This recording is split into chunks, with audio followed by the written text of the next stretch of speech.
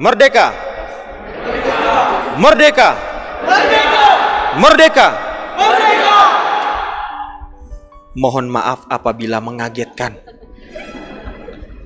Dan semoga hari ini Anda sekalian tidak lelah setelah ikut perayaan semarak di tempat masing-masing. Entah di tingkat RT RW, kalau tadi di gereja orang-orang muda bersama dengan seluruh umat yang mengikuti jalannya kegiatan tersebut. Saudari-saudara terkasih, dalam homili saya terkait dengan Hari Raya Kemerdekaan Republik Indonesia ini, pertama-tama saya akan mengutip tentang apa yang dikatakan oleh surat pertama Rasul Petrus di dalam ayatnya yang ke-16. Hiduplah sebagai orang merdeka, bukan seperti mereka yang menyalahgunakan kemerdekaan itu untuk menyelubungi kejahatan-kejahatan mereka, tetapi hiduplah sebagai hamba Allah. Saudari-saudara terkasih dalam Kristus, dari kutipan yang disampaikan oleh surat pertama Rasul Petrus, ternyata nanti ada kaitannya dengan Injil yang baru saja kita dengar. Tetapi sebelum kita mendalami tentang refleksi bacaan-bacaan pada sore hari ini, mari kita membayangkan bagaimana Yesus yang hidup pada zaman itu dan pada saat itu, ternyata di dalam upaya untuk mewartakan karya-karyanya ataupun karya-karya Allah, ternyata Yesus yang hidup pada zaman itu hidupnya di dalam keadaan yang tidak baik-baik saja. Mengapa saya katakan hidup dalam keadaan tidak baik-baik saja? Karena dalam pewartaan yang Yesus lakukan, Yesus selalu berhadapan dengan orang-orang baik dan juga Yesus berhadapan dengan orang-orang jahat.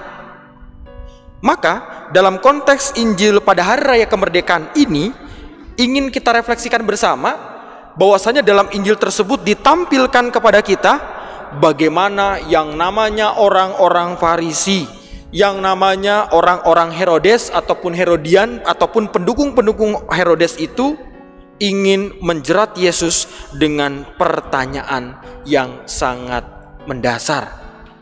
Tetapi pertanyaan itu sungguh-sungguh sangat menjebak. Maka lewat pertanyaan yang akan disampaikan oleh mereka, sebelum pertanyaan itu disampaikan, ada hal yang menarik yang ingin disampaikan oleh mereka. Mereka menyuruh murid-murid mereka bersama-sama dengan para pendukung Herodes bertanya kepada Yesus, "Guru, kami tahu engkau seorang yang jujur dan dengan jujur mengajarkan jalan Allah, dan engkau tidak takut kepada siapapun juga, sebab engkau tidak mencari muka." Sebagai orang yang jujur, ternyata Yesus pun diuji.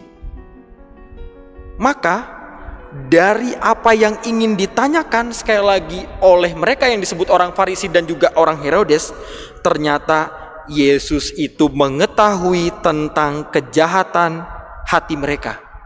Maka pertanyaan yang dilakukan ataupun yang disampaikan kepada mereka itu terkait dengan yang namanya pajak. Dan pajak itu dijadikan sebagai alat oleh orang Farisi untuk menjerat Yesus, dan akhirnya nanti kalau Yesus salah jawab, Yesus bisa dituding macam-macam. Tetapi mari kita melihat pribadi Yesus yang akhirnya Yesus itu sungguh-sungguh membuka mata hati orang terhadap pertanyaan yang akan diajukan kepada mereka.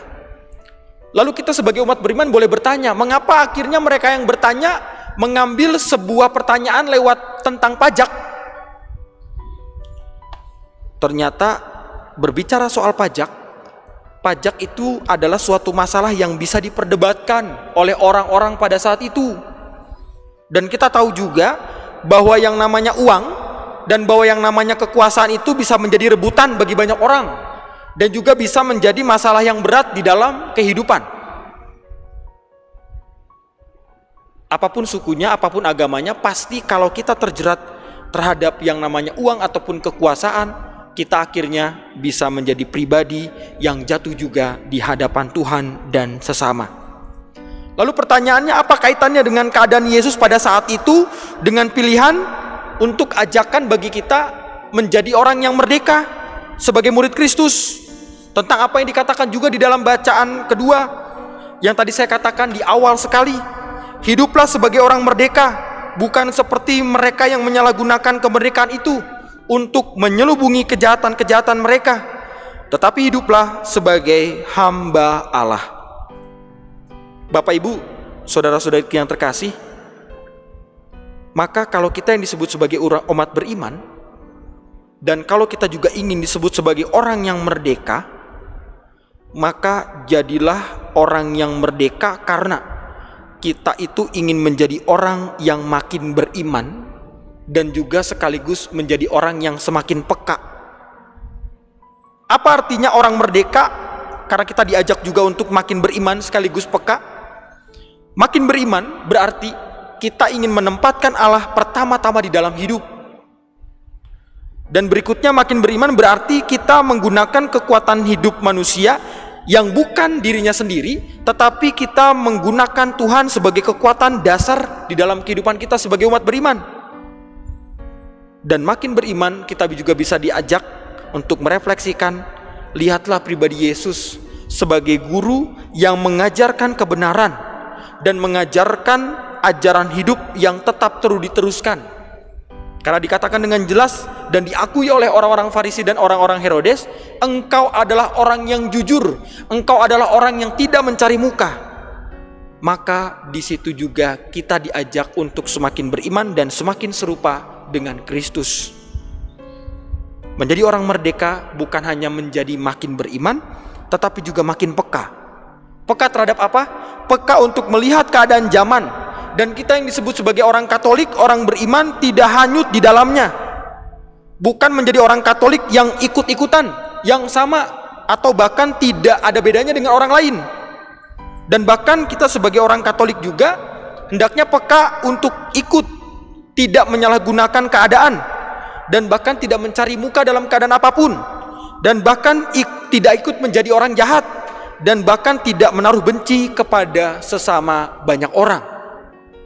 Sehingga dengan kualitas-kualitas hidup kita sebagai umat beriman, akhirnya ada sesuatu hal yang lebih yang boleh kita perjuangkan. Dan akhirnya perayaan kemerdekaan ini bukan hanya perayaan ritual beraka, tetapi menjadi refleksi bagi kita bersama untuk melihat lebih dalam sejauh mana kita disebut sebagai umat beriman, sekaligus kita juga disebut sebagai warga negara Indonesia yang baik. Orang yang merdeka adalah orang yang makin beriman sekaligus peka.